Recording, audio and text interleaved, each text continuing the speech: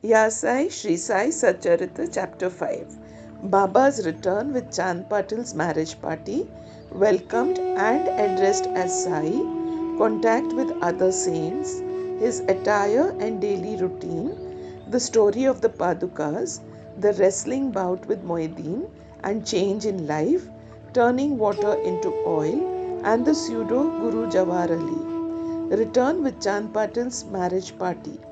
As hinted in the last chapter, I shall now describe first how Baba returned to Shirdi after his disappearance.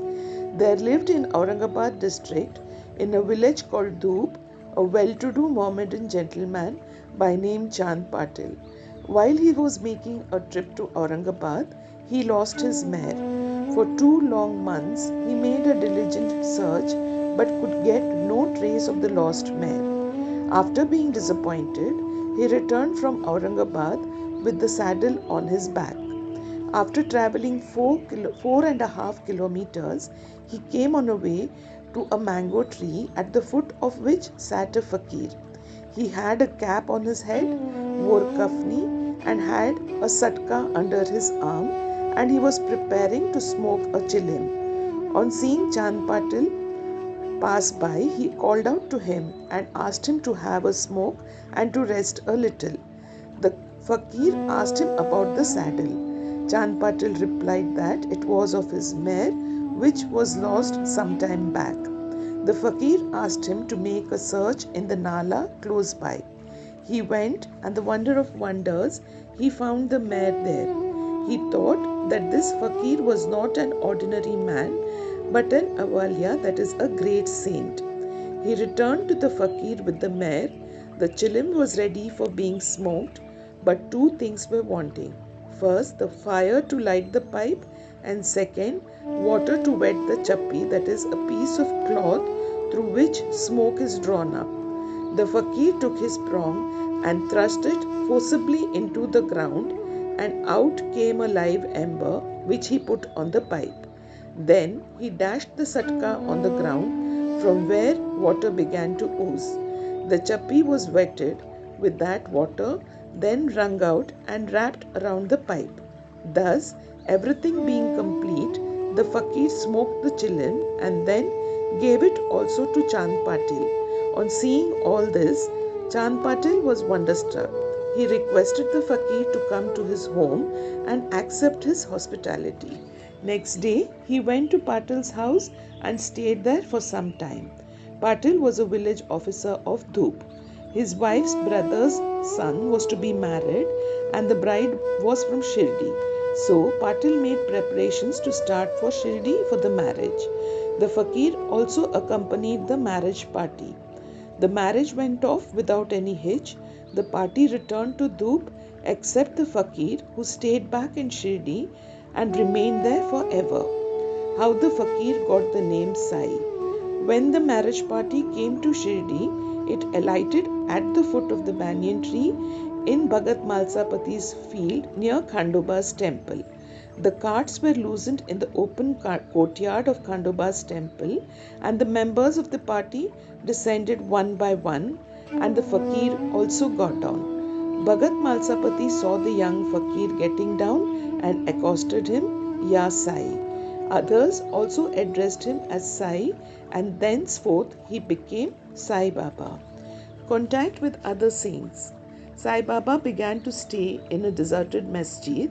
One saint named Devdas had been living in Shirdi for many years before Baba came there. Baba liked his company. He stayed with him in the Maruti temple, in the Chowdi, and for some time lived alone. Then came another saint by name Janki Das. Baba spent most of his time in talking with him, or Janki Das went to Baba's residence. So also one Vaishya householder saint from Puntambe by name Gangagir always frequented Shirdi. When he first saw Baba carrying pitchers of water in both hands for watering the garden, he was amazed and said openly, "Blessed is Shirdi that it got this precious well. This man is carrying water today, but he is not an ordinary fellow. As this land was fortunate and meritorious, it secured this jewel. So also one famous saint by name Anandnath of Yavala Mutt, a disciple of Akalkot Maharaj, came to Shirdi with some people. When he saw Baba, he said openly, "This is precious diamond in reality. Though he looks like an ordinary man, he is not a gar, that is an ordinary stone, but a diamond. You will realize this in the near future." Saying this, he returned to Yavala. This was said while Baba was a youngster. Baba's dress and daily routine. In his young days, Sai Baba grew the hair on his head, never had his head shaved. He dressed like an athlete. When he went to the Rahata, he brought with him small plants of marigold, jai and jui, and after cleaning them, he planted and watered them. A devotee by name Vamantatya supplied him daily with 2 unbaked earthen pitchers. With these, Baba himself used to water the plants. He drew water from the well and carried the pitchers on his shoulders. In the evening, the pitchers were kept at the foot of the neem tree. As soon as they were placed there, they broke as they were made of mud and not baked. Next day, Tatya supplied 2 fresh pitchers. This course went on for 3 years, and with Sai Baba's toil and effort, there grew a garden. On this site, at present, stands the big mansion, Samadhi Mandir of Baba, which is now frequented by so many devotees. The story of the Padukas under the neem tree. A devotee of Akalkot Maharaj by name Bhai Krishnaji worshipped the photo of Akalkot Maharaj. He once thought of going to Akalkot, take the darshan of the Padukas of the Maharaj and offer his sincere prayer there. But before he could go there, he got a vision in his dream. Akalkot Maharaj appeared in the vision and said to him, "Now Shirdi is my resting place. Go there and offer your worship." So Bhai changed his plan and came to Shirdi, worshipped Baba, stayed there for 6 months and was happy. As a reminiscence of this vision, etc., he prepared the Padukas and installed them on an auspicious day of Shravan, Shaka 1834, under the neem tree with due ceremonies and formalities conducted by Dada Kelkar and Upasni. One Dixit Brahmin was appointed for worship and the management was entrusted to devotee Sagun. The complete version of the story. Mr. B.V. Dev, a retired Mamlatdar of Thana and a great devotee of Baba, made enquiries about this matter with Sagun Meru Nayak and Govind Kamlakar Dixit and has published a full version of the Padukas in Sai Leela. It runs as follows. In 1834, one Dr. Ramarao Kothare of Mumbai came to Shirdi for Baba's darshan. His compounder and his friend Bhai Krishnaji accompanied him. The compounder and Bhai became intimate with Sagun Meru Nayak and G.K. Dixit. While discussing things, these persons thought that there must be some memorial of Sai Baba's first advent at Shirdi and his sitting under the holy neem tree.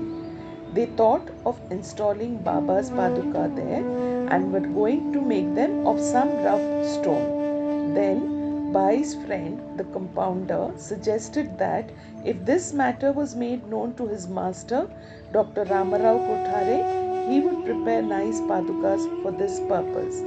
All liked this proposal and Dr. Kothare was informed of it. He came to Shirdi and drew a plan of the Padukas. He went to Upasni Maharaj in Khandoba's temple and showed him his plan. The latter made many improvements, drew lotus, flowers, conch, disc, mace, etc. and suggested that the following shlok regarding neem tree's greatness and Baba's yogic powers be inscribed. The verse was as follows. Sada nimba vrakshasya muladi vasat sudhasatravinam tikatama piya priyam tam tarum kalpa vriksha sashada dikam sadhyantam Namamishwaram Sadguru Sainatham. Upasni's suggestions were accepted and carried out. The Padukas were made in Mumbai and sent to Shirdi with the compounder. Baba said that they should be installed on the Purnima of Shravan. On that day at 11 a.m., G.K. Dixit brought them on his head from Khandoba's temple to the Dwarka Mai in a procession. Baba touched the Padukas, saying that these are the feet of the Lord, and asked the people to install them at the foot of the neem tree. A day earlier, one Parsi devotee of Mumbai named Pashta Seth sent rupees 25 by money order. Baba gave the sum for the installation of the Padukas. The total expense of installation came up to rupees 100, out of which rupees 75 were collected by subscriptions. For the first 5 years, G.K. Dixit worshipped the Padukas daily, and then this was done by Lakshman Kacheshwar Jakadi. In the first 5 years, Dr. Kothari sent rupees 2 per month for lighting the lamp, and he also sent the railing round the Padukas.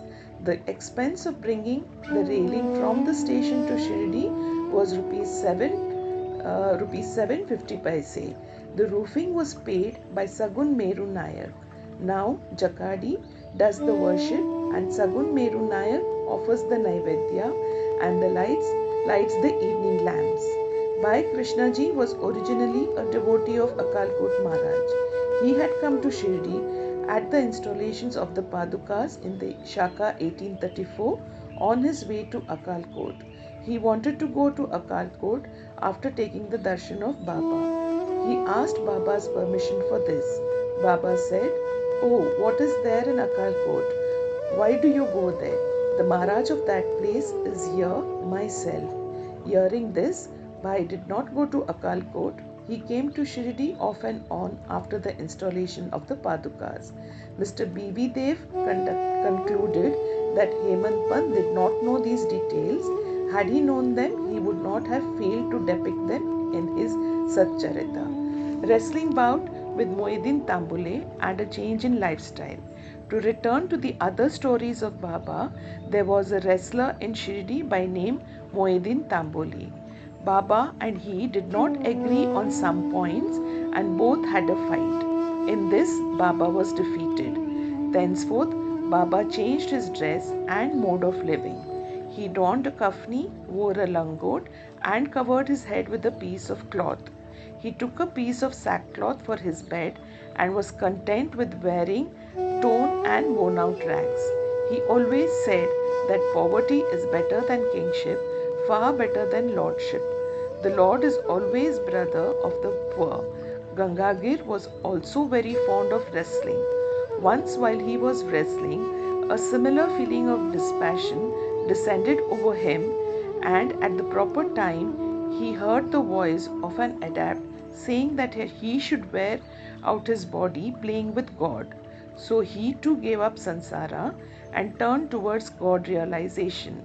He established a mutt on the banks of the river near Pantumbe and lived there with his disciples. Sai Baba did not mix and speak with the people. He only gave answers when he was questioned. By day, he always sat under the neem tree, sometimes in the shade of a babul tree near the stream on the outskirts of the village. In the afternoon, he used to walk at random and go at times to Nimgaon. There, he frequented the house of Bala Sahib Dengle. Baba loved Mr. Bala Sahib. His younger brother, named Nana Sahib, had no son, though he married a second wife. Bala Sahib sent Nana Sahib for taking darshan of Baba, and after some time, with his grace, Nana Sahib got a son. From that time onwards, people began to come in large numbers to see Baba, and his fame began to spread and reached Ahmednagar. From thence, Nana Sahib Chandorkar and Keshav Chidambar and many others began to come to Shirdi. Baba was surrounded by his devotees during day and slept at night in an old and dilapidated masjid. Baba's paraphernalia at this time consisted of a chilim, tobacco, a tin pot, long kafni, a piece of cloth around his head, and a satka which he always kept with him. A piece of white cloth on the head was twisted like matted hair and flowed down from the left ear on the back. This was not washed for weeks. He wore no shoes, no sandals. A piece of sackcloth was his seat for most of the day. He wore a waistcloth band, and for warding off cold, he always sat in front of a dhuni facing south with his left hand resting on the wooden railing. In that dhuni, he offered an oblation of egoism, desires, and always uttered Allah Malik. The masjid in which he sat was only of 2-room dimensions, where all devotees came and saw him. After 1912, there was a change. The old masjid was repaired and the pavement was constructed. Before Baba came to live in this masjid, he lived for a long time in a place, Takya, where, with gungrus tied on his ankles, Baba danced beautifully and sang with tender love. Turning water into oil. Baba was very fond of lights. He used to borrow oil from shopkeepers and keep lamps burning the whole night in the masjid and temple. This went on for some time. The banya who supplied all oil once met together and decided not to give him oil. When, as usual, Baba went to ask for oil, they all gave him a distinct no. Unperturbed, Baba returned to the masjid and kept the dry wicks in the lamp. The banyas were watching him with curiosity. Baba took the tin pot, which contained very little oil, put water into it and drank it, and then forced it out to fall into the container. After consecrating the tin pot in this way, he again took the water from the tin pot and filled all the lamps with it and lighted them. To the surprise and dismay of the watching banyas, the lamps began to burn and kept burning the whole night. The banyas repented and apologized, and Baba forgave them and asked them to be more truthful in future. The pseudo Guru Jawahar Ali. 5 years after the wrestling bout above mentioned, one fakir from Ahmednagar by name Jawahar Ali came to Rahata with his disciples and stayed in Bakkal near Veerabhadra temple. The fakir was learned, could repeat the whole Quran and had a sweet tongue. Many religious and devout people of the village came to him and began to respect him. With the help of the people, he started to build an idgah near the Veerbhadra temple. There was some quarrel about this affair, on account of which Jawahar Ali had to leave Rahata. Then he came to Shirdi and lived in the masjid with Baba. People were captured by his sweet talk and he began to call Baba his disciple. Baba did not object and consented to be his chela. Then both Guru and chela decided to return to Rahata and live there. The Guru never knew his disciple's worth, but the disciple knew the shortcomings of the Guru. Still, he never disrespected him, observing carefully his duties. He even served the master in various ways. They used to come to Shirdi off and on, but their mainstay was in Rahata. The following devotees of Baba in Shirdi did not like that Baba should stay away from them in Rahata. So they went in a deputation to bring Baba back to Shirdi. When they met Baba near the Idgah and told the purpose for which they came, Baba said to them that the fakir was an angry, ill-tempered fellow, he would not leave him, and that they should better go back to Shirdi without him before the fakir returned. While they were thus talking, the fakir turned up and was very angry with them for trying to take away his disciple. There was some hot discussion and altercation, and it was finally decided that both the Guru and the Chela should return to Shirdi. And so they returned and lived in Shirdi. But after a few days, the Guru was tested by Devitas and he was found wanting. 12 years before Baba arrived in Shirdi with the marriage party, This Devidas, aged about 10 or 11 years, came to Shirdi and lived in the Maruti temple. Devidas had fine features and brilliant eyes, and he was dispassion incarnate and a Dhyani. Many people, namely Tatya Kote, Kashinath, and others, regarded him as their guru. They brought Jawar Ali in his presence, and in the discussion that followed, Jawar was worsted and fled from Shirdi. He went and stayed in Bijapur and returned after many years to Shirdi and prostrated himself before Baba.